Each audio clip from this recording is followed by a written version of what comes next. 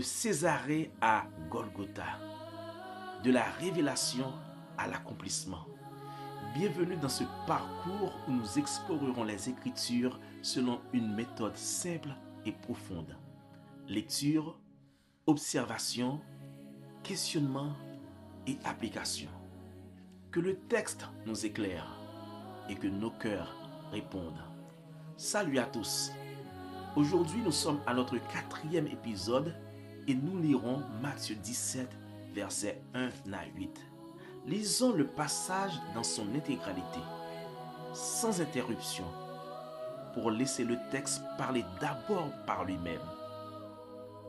Écoutons attentivement. Matthieu 17, versets 1 à 8. 6 jours après, Jésus prit avec lui Pierre, Jacques et Jean, son frère, et il les conduisit à l'écart sur une haute montagne. Il fut transfiguré devant eux. Son visage resplendit comme le soleil, et ses vêtements devinrent blancs comme la lumière. Et voici, Moïse et Élie leur apparurent, s'entretenant avec lui.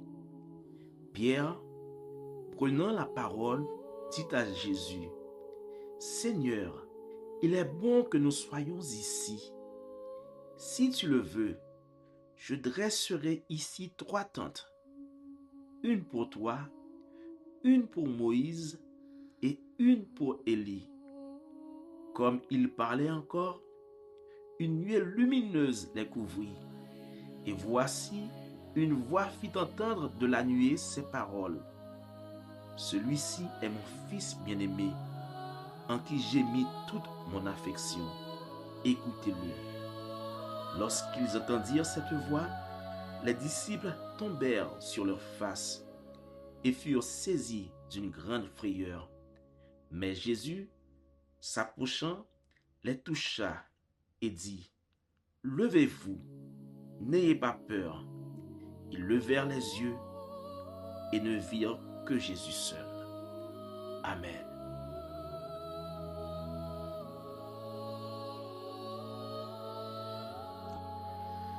Alors, nous allons faire quelques observations autour de ce texte. Je vous rappelle, vous devez vous-même faire vos propres observations. Cela va vous aider non seulement à garder le texte, et cela va aussi vous aider dans votre questionnement. Et pour ma part, la première observation que j'ai pu faire, c'est l'indicateur de temps. 6 jours après, il y a 6 jours qui s'étaient écoulés après qu'il leur a parlé du coup du disciple, après qu'il leur ait dit voilà, et qu'il y ait quelques-uns de ceux qui sont parmi eux qui ne mourraient point, qu'il n'ait vu le Fils de l'homme venir dans son règne. C'est ce que nous avions vu au verset 28 du chapitre 16. Alors nous allons revenir là-dessus tout à l'heure pour faire l'éclaircissement qu'on avait promis. Mais l'essentiel, regardez, 6 jours se sont passés après cette déclaration. Qu'est-ce que fait Jésus? Jésus prend Pierre, Jacques et Jean. Il ne prend pas les 12 alors qu'il avait parlé auparavant aux 12, mais cette fois-ci, il ne prend que 3 disciples. Donc, 3 parmi 12, c'est comme si on disait quelques-uns parmi 12. Vous avez une petite lumière, n'est-ce pas? Ensuite, qu'est-ce qu'il fait? Il les conduit à l'écart. Ils sont séparés des autres. Ils vont vivre une expérience que les autres ne vont pas vivre. Cela vous dit encore quelque chose par rapport à Matthieu 16, verset 28, n'est-ce pas? Où va-t-il avec eux? Il va sur une haute montagne. Et maintenant, voilà ce qui va se passer. Il fut transfiguré. Transfiguré veut dire qu'il a changé de visage. C'est-à-dire le visage qu'ils connaissaient de Jésus, ce n'est pas ce visage qu'ils ont vu. Mais c'est un visage qui est décrit comme resplendissant, comme le soleil. Et cela n'a pas fait que seulement son visage, la transfiguration, mais aussi ses vêtements qui sont devenus blancs comme la lumière. C'était très éblouissant, très éblouissant. Ensuite, il y a deux personnes qui sont apparues à ses disciples. Ces deux personnes sont Moïse et Élie. Deux personnes qui parlaient à Jésus. Le texte nous dit qu'ils s'entretenaient avec lui. Alors qu'ils étaient là, Pierre a aussi pris la parole. Alors, Pierre n'était pas au milieu d'eux, il n'était pas au milieu de la conversation, mais il a quand même pris la parole parce qu'il a compris que c'est une vision.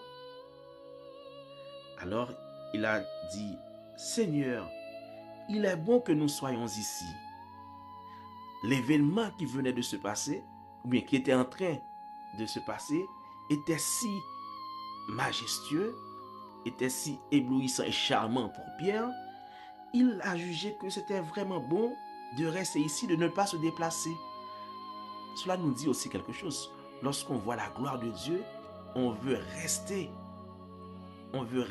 attaché à la présence de Dieu.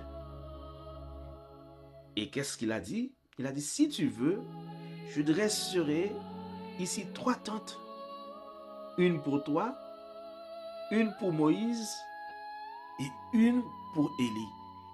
Alors que les 3 personnes s'entretiennent, Pierre demande d'avoir 3 tentes pour qu'ils puissent rester, pour qu'ils puissent demeurer.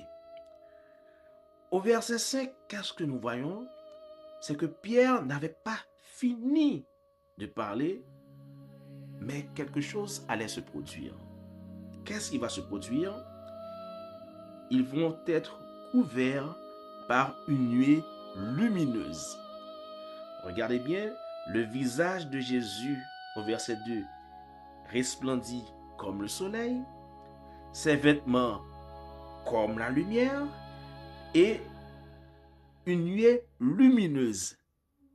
Tout cela pour expliquer la gloire de l'événement. Et voici une voix fit entendre de la nuée ces paroles. Quelles paroles? Celui-ci est mon fils bien-aimé, en qui j'ai mis toute mon affection. Écoutez-le. Cela nous rappelle le baptême de Jésus. Lorsque le Saint-Esprit est descendu comme une colombe et une voix s'était aussi fait entendre, et Jean-Baptiste qui était là avait entendu sa voix. C'est pour cela qu'il a pu confirmer, il a pu témoigner que Jésus est celui qui devait venir après lui. Maintenant, les 3 disciples arrivent à faire cette expérience aussi et ils entendent cette même déclaration. Et qu'est-ce qui leur arrive lorsqu'ils ont entendu cette voix? Ils tombent sur leur face et ils sont saisis d'une grande frayeur au point que Jésus est obligé de venir s'approcher d'eux. Il les toucha et il leur dit de ne pas avoir peur. C'est alors qu'ils se levèrent et lorsqu'ils levèrent les yeux, qu'est-ce qu'ils virent? Ils virent que Jésus était tout seul. Maintenant, posons-nous quelques questions. Comment les disciples ont-ils pu savoir que c'était Moïse et Élie qui étaient là? Alors, on peut imaginer peut-être la conversation qu'avait Jésus avec les 2 hommes pouvait faire comprendre qu'il s'agissait de Moïse et Élie. Mais le texte ne nous dit pas exactement comment ils ont pu voir que c'était Moïse et Élie, puisque à l'époque, il n'y avait pas de photographie, n'est-ce pas? Il n'y avait pas de télévision, il n'y avait rien pour se souvenir du visage de quelqu'un qui a vécu bien longtemps avant, n'est-ce pas? Mais la conversation qui était entretenue entre Moïse et Élie et Jésus a pu permettre à ces 3 disciples de savoir qu'il s'agissait de Moïse et Élie. Ensuite, une autre question. Jusqu'à présent, j'essaie de trouver la réponse. Je ne sais pas si quelqu'un qui regarde cette vidéo pourra avoir cette réponse. Pourquoi Pierre a choisi de dire qu'il va dresser 3 tentes alors qu'il y a 3 personnes qui pourraient bien rester en une harmonie parfaite et parler, mais pourquoi avoir 3 tentes? Alors, ce qui se passe aussi dans cet événement, c'est que il est vrai que Moïse et Élie sont apparus, mais c'était apparu de manière physique. C'était pas comme des hologrammes. C'était comme des êtres vivants, normalement, mais qui ont une apparence glorieuse, certes, mais c'était des personnes physiques qu'ils avaient vues. Pierre, Jacques et Jean ont vu Moïse et Élie physiquement. C'est cette vision qu'ils ont eue. En regardant ça, ils n'ont pas vu de fantômes auprès de Jésus. Ils n'ont pas vu deux hologrammes ou bien de vapeur, comme pourrait dire quelqu'un. Mais ils ont vu des personnes physiques. C'est une vision extraordinaire. Ensuite, une question que j'ai pu me poser lorsque j'ai lu ce texte, c'est comment les disciples ont pu avoir une grande frayeur lorsqu'ils ont vu Jésus resplendir. Ils ont vu les vêtements, ils ont vu Moïse et Élie. Ils n'ont pas eu de frayeur. Mais en entendant la voix, ils sont tombés par terre. Parce que cette voix, c'est la voix de l'Éternel. Très important. C'est la voix de l'Éternel. Alors, ils sont obligés de se prosterner. Ils sont tombés par terre et ils furent saisis d'une grande frayeur.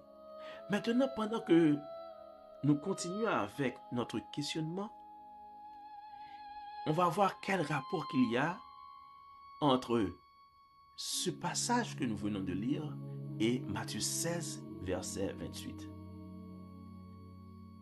Jésus avait dit, et en Matthieu 16, verset 28, qu'ils ne mourront pas, que quelques-uns de ceux qui sont ici. Nous avons déjà compris qu'il s'agit de 3 personnes, Pierre, Jacques et Jean. Quelques-uns de ceux qui sont ici ne mourront point, qu'ils n'aient vu le Fils de l'homme venir dans son règne. C'est étonnant, mais on ne voit pas un Messie qui vient régner sur la terre et dans ce passage. Mais ce qu'ils ont vu, c'est une sorte de préfiguration. Et l'apôtre Pierre lui-même aussi, dans son souvenir de cet événement, lorsqu'il a parlé aux chrétiens en 2 Pierre, nous lisons à partir du chapitre 15, chapitre 1er à partir du verset 15, excusez-moi, il dit « Mais j'aurai soin qu'après mon départ, vous puissiez toujours vous souvenir de ces choses. Ce n'est pas en effet en suivant des fables habilement conçues que nous vous avons fait connaître la puissance et l'avènement de notre Seigneur Jésus-Christ, mais c'est comme ayant vu sa majesté de nos propres yeux. C'est comme ayant vu sa majesté de nos propres yeux, voyez-vous. Et il l'explique, il dit car il a reçu de Dieu le Père honneur et gloire. Quand la gloire magnifique lui fit entendre une voix qui disait « Celui-ci est mon fils bien-aimé, en qui j'ai mis toute mon affection. » Et nous avons entendu cette voix venant du ciel lorsque nous étions avec lui sur la montagne sainte. Pierre se souvient de cet événement et il décrit cet événement comme ayant vu sa majesté de nos propres yeux. Donc, lorsque Jésus a pris ses 3 disciples pour qu'ils puissent participer ou bien pour qu'ils puissent être témoins de la transfiguration, Matthieu 16, verset 18 a eu son accomplissement. Alors j'espère que nous avons été clairs là-dessus et que chaque personne arrive à comprendre le lien pour ne pas dire que comment se fait-il qu'il y ait encore des disciples parmi les disciples de Jésus qui sont présents parmi nous, ou bien est-ce que la Bible a menti? Non, la Bible ne ment jamais. Mais ce que Jésus disait en Matthieu 16, verset 28, c'est qu'ils allaient être témoins de quelque chose de surnaturel et ils allaient vivre les événements de l'avènement avant même qu'ils aient lieu. Donc, tout cela, c'est pour vous dire que Jésus ne ment jamais, il dit toujours la vérité. Donc, pour revenir au passage de la transfiguration, nous voyons que Jésus a pris quelques-uns de ses disciples pour qu'ils puissent être témoins de quelque chose de spécial, un événement extraordinaire qui est la transfiguration. Ils ont pu voir la gloire de Dieu qui resplendissait dans le visage de Jésus. Et la nuée qui les couvrait symbolise la Shekinah, la nuée de gloire. Et c'est pour cela que on a pu entendre, ils ont pu entendre cette voix, la voix de l'Éternel, et ils sont tombés par terre. Alors, aujourd'hui, qu'est-ce que cela veut dire pour nous? Lorsque nous lisons ce passage, cela veut dire que vraiment Jésus, il ne ment pas. Lorsqu'il dit quelque chose, cela s'accomplit quand même. Tout ce qu'il a dit va s'accomplir. Ne pensez pas qu'il y a quelques passages de la Bible qui ne soient pas réalisés un jour ou l'autre. Non, il y aura toujours l'accomplissement de la prophétie. Aussi, ce que nous devons aussi garder en nous, c'est que Dieu est un Dieu de gloire qui a choisi Jésus et il a permis qu'il y ait des témoins. Nous pouvons croire en la gloire de notre Seigneur. Ensuite, ce que nous pouvons aussi faire, nous pouvons demander à Dieu d'ouvrir nos yeux. Peut-être que l'événement de la transfiguration, ce n'est pas un événement pareil que nous allons vivre pendant que nous sommes sur terre. Mais Dieu peut nous faire voir sa gloire pour que nous soyons témoins de la venue de Jésus-Christ, même avant qu'il vienne. Frères et sœurs, sachons-le, que Dieu veut que nous glorifions Jésus-Christ, que nous l'écoutions. Il a dit à Pierre, Jacques et Jean, « Celui-ci est mon fils bien-aimé, en qui j'ai mis toute mon affection. Écoutez-le. » Pendant que nous sommes en route vers Golgotha, écoutons la voix du Seigneur. Laissons nos cœurs ouverts afin que nous puissions recevoir le message que Dieu a pour nous.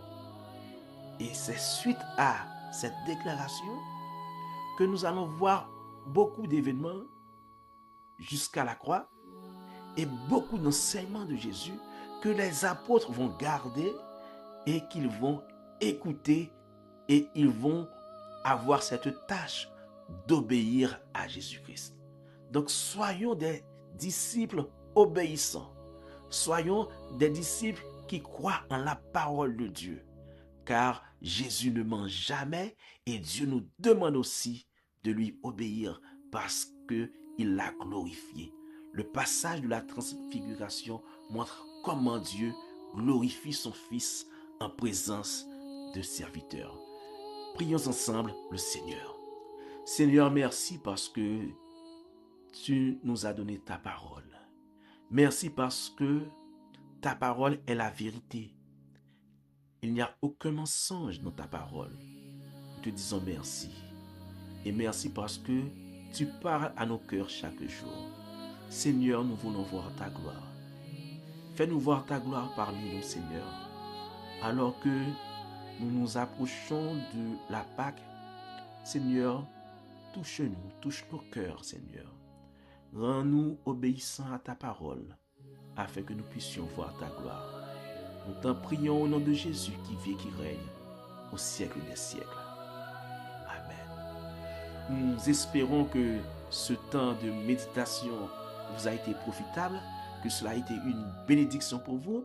Et nous vous annonçons aussi que dans les prochains épisodes, nous allons être un peu plus courts et nous allons essayer de respecter la méthode. Malheureusement, et je dirais par habitude, on a donné beaucoup d'explications, mais nous allons diminuer l'ensemble d'informations que nous allons donner, mais nous allons rester strictement attachés à la méthode et lecture, observation, questionnement et application personnelle.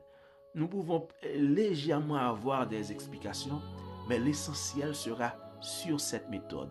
Lecture, observation, questionnement et application. Et souvenez-vous, vous devez vous-même laisser le Seigneur vous parler à partir de ces passages. Que le Seigneur vous bénisse. Nous vous donnons rendez-vous demain, Dieu voulant, pour le 5e épisode. Soyez bénis.